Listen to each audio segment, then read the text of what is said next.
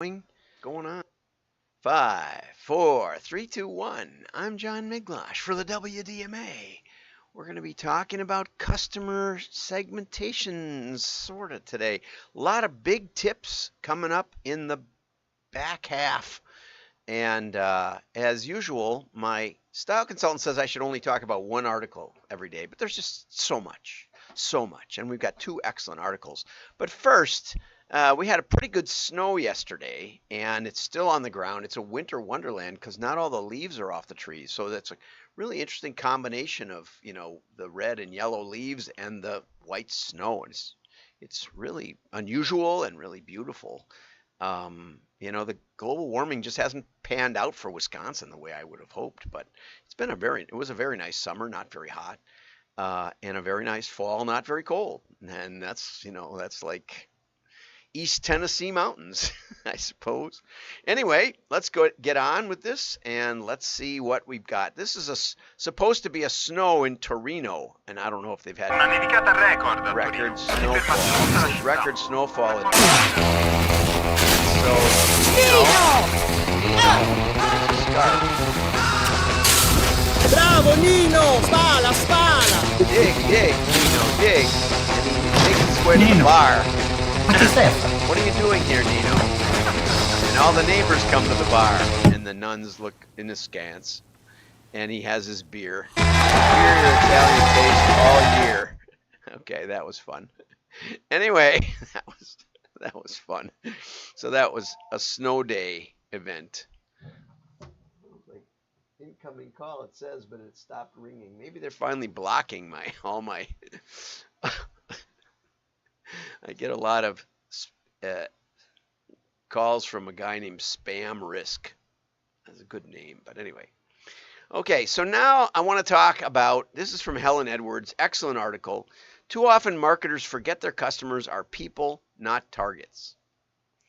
And apparently there was a legal case where Nigel Farage was some of his banking information was shared with the BBC, who used it in news events. I don't know really who Nigel Farage is. I know I've heard the name, but I'm not going to worry about it. Okay, but Dame Alison Rose, which means a pretty important person, conveyed confidential information to the BBC, to a prominent BBC journalist.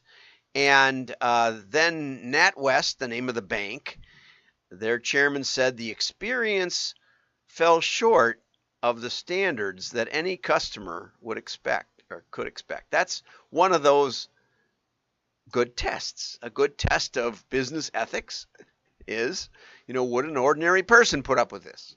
Would an ordinary person understand this marketing? Or this offer? It's always a good test, right?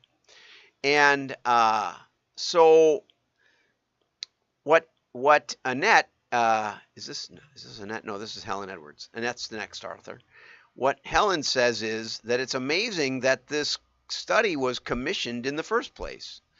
She said it's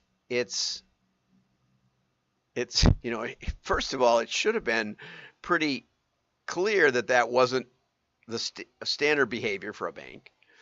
And there was no doubt about what happened. The Dame Allison admitted that she'd given this information. And on the exit dossier, it called Farage a disingenuous grifter. I'm not sure exactly what that means, but it doesn't sound kind. Okay, among other graphic insults. Why does it take subtle legal minds to determine this amounts to poor communication? Okay. He says, imagine Farage going into a pub where the landlord, neither warming to the cut of his jib, which is a sailing term, nor the slant of his politics, abruptly throws a pint of beer in his face. Would the pub group find it necessary to commission legal counsel to educate on the reasonableness of that behavior? No. We know you don't throw beer in somebody's face. You just don't do that. especially if they're just coming in for a pint, like Nino in the previous commercial. Okay, so businesses are outsourcing their conscience, and marketers talk.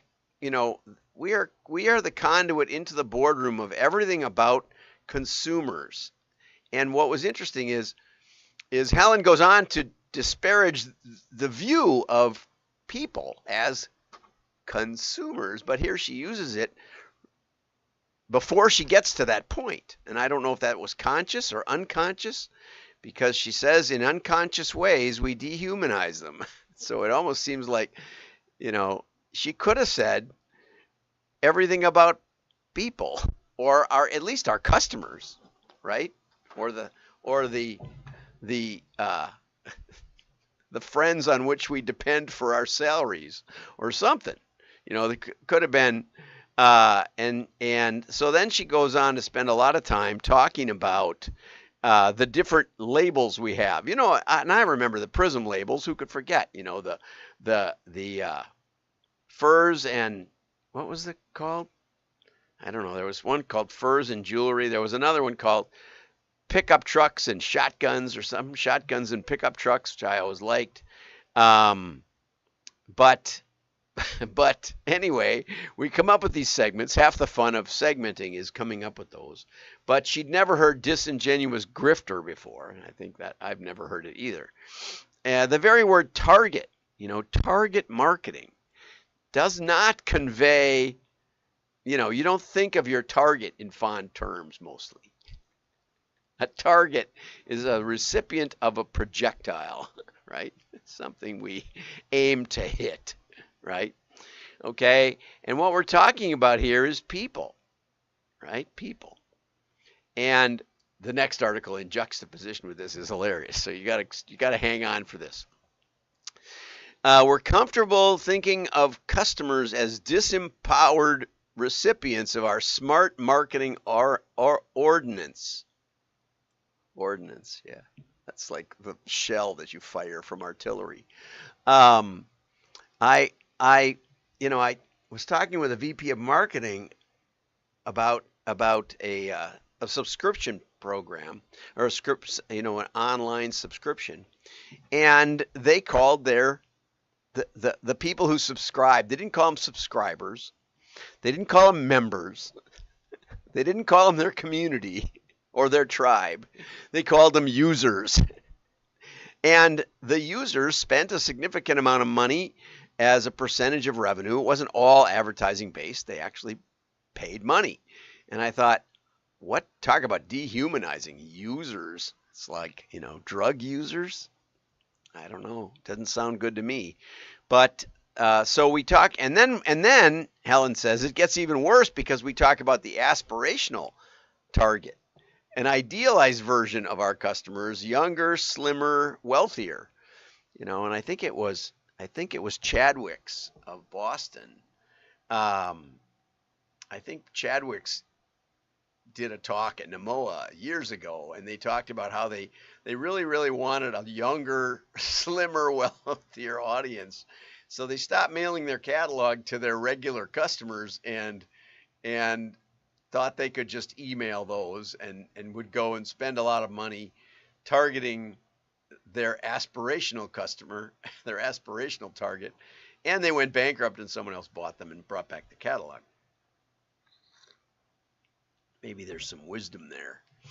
But just this past week, I talked with a customer that was cutting $1 million out of their print budget, which wasn't really catalog, but it was print, and was very proud of the fact that they were going 100% digital and didn't expect sales to go on all that much. Although they had, at the one store they'd tried it. They'd gone down, but not that much. Okay, it's shrinking to greatness, as you've heard me say. No great company shrinks to greatness. So our customers are not quite how we'd like them. Let's describe the target consumer as though you like them. That's Steve Henry says. Why don't we talk about those people as if we like them? It's a very, very big flip. Okay, so she says, and there's one more factor. She said, did Allison Rose, who worked for NatWest for 30 years, just happen to diss Nigel? She said it's widespread. And it's even exacerbated. I always like that word. It means it makes it worse. That now marketing is trying to make the world a better place. So their enthusiasm for purpose and higher order kind of purpose leads them to treat some customers with disdain. We're busy here creating a better planet. Since that rousing workshop in last January, our lives, our talents, are harnessed to that aim. What do we call those, even among our own customer base, who stand in our way? What, more to our point, what do we do about them? Which brings us to the next article, which I think is super excellent, maybe as a foil for my observations in the past, but optimize the experience with negative personas. For as much as Helen is right about a lot of that stuff, that we have to be very, very, very careful, Annette points out, Annette Franz points out in this excellent article that she's written many articles about personas and even a book, 3 ways to put the customer in customer experience and the heart of your business. But one thing I haven't written about is negative personas. So there's an interesting admission, right? And she says one thing you can say about these are they're the opposite of your target audience. And they can help you avoid wasting resources on people who are not a good fit for their products or services. And how do you find those? How do you develop negative personas? Well, one way is to look at churn surveys, win-loss surveys. Now, it's really important to note that Annette is big on surveys, okay? Who are the customers who never converted? Now, that is something we can do with data analysis, right? And we've done some just fun studies of categories of customers that never buy again, which is very helpful. We call it the early life modeling. And what it does is it tells you that 60% of your customer file, if you keep track, probably only bought once, didn't spend much, and hasn't bought lately. And no matter what you've tried, they haven't come back. Now, can we categorize those at all? Because if we can decide, and this is high-risk stuff, really high-risk stuff, but we can decide that they don't deserve a catalog. Cataloging is such a great arena for this because you see there's a big cost. When you're mailing 5 million customers, that's real money, right? These days, it's about $5 million a pop, right? A month or something like that. So you don't just want to willy-nilly be scattering catalogs to the wind, much contrary to consumer perception of junk mail. We are very, very careful and would love nothing better than to mail no catalogs to our customers and still have our $50 million or $500 million business going along happily. That was the mission of J. Jill. Let's get rid of these dang catalogs and we can make more money because we'll lower our costs and nobody will notice except they stop buying. Okay. So one of the things that we uncovered as an example, just an example, was with Cabela's. We learned that people who bought female camo from really high-end neighborhoods, especially in October, unlike the hunters that were buying it, it's hunting season, were probably buying it for a Halloween costume because they seem to never come back again. What a surprise, right? On the other hand, the male customers from high-end, super high-end neighborhoods were our best hunting customers because we figured, and this is all conjecture, we didn't do surveys, Cabela's did surveys, but we weren't privy to those, and this didn't ever come up on the survey, I don't think.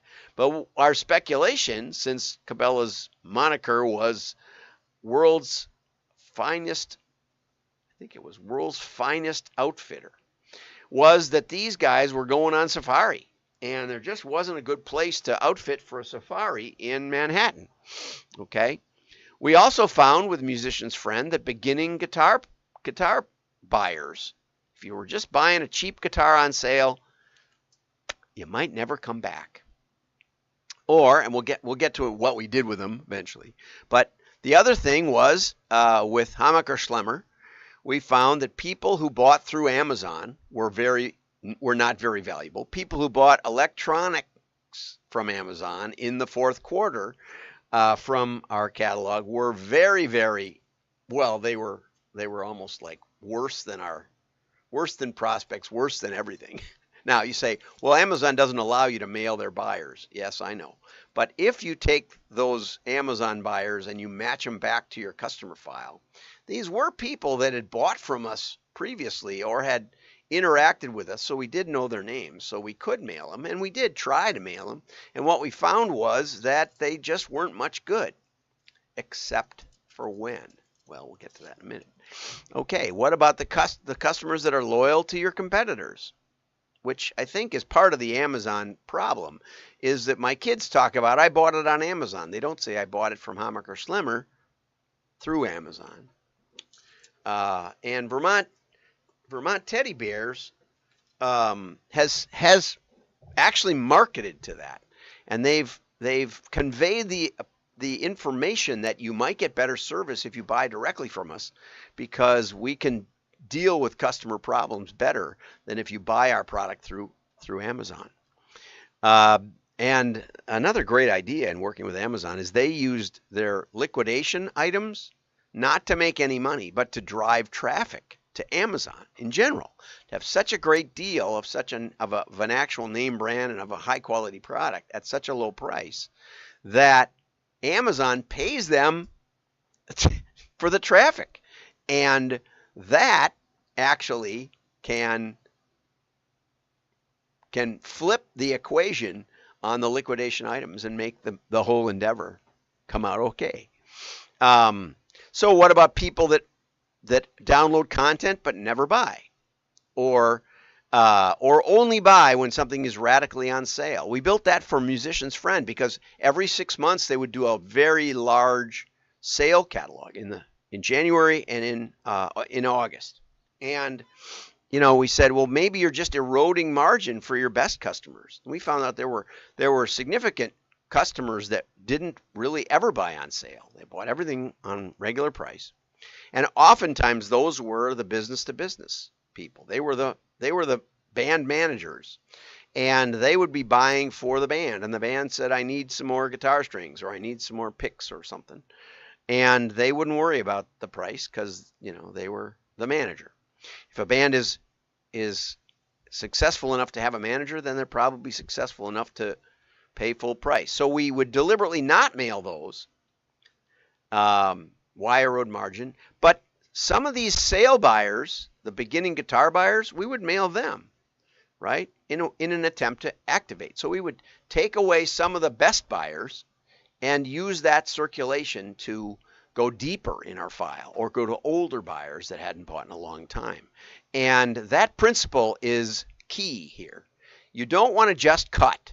You want to cut and make up the difference somewhere else. You want to keep your circ targets the same, and that's the number, not the person. But then there's other things about resource allocation. Bullock and Jones would have people who would buy outfits and spend a lot of money, buy often, and then send it right back. And so that data is findable, high returns. But what we did for our modeling was we included a return charge along with an order processing charge. And that would move these people who basically bought and returned 100%. They would make them lifetime negative margin, net profit, lifetime negative net profit. And so the model would ignore them and would not mail people like them and would use that in the modeling process. And so it's very, very handy to build proper variables, like those sale variables were very, very powerful. Okay, know who you're not targeting, right? And we also found problems with people who would when I was running Norscat catalog, we would have people who spelled their own company name wrong and wanted to return them. You have to realize that every inappropriately returned item that you accept costs your good customers money, right? I had a friend who would buy dress shirts from Land's End, and if they just got a little worn, he'd wear them and wear them and wear them, and then when they got a little worn, he'd send them back, say this wore out, and get new ones, and he would just keep doing it. Well, that's a person that on our model would not be mailed often, right? Because we really don't want to hear from you again, and so it's often easier to rule people out than it is to include people. You don't know why people buy a Bentley automobile. So you may not be able to figure out in the highest dwelling value zip codes who's going to buy a Bentley. But you can probably figure out postal codes where they're not going to buy Bentleys and use that to target your resources.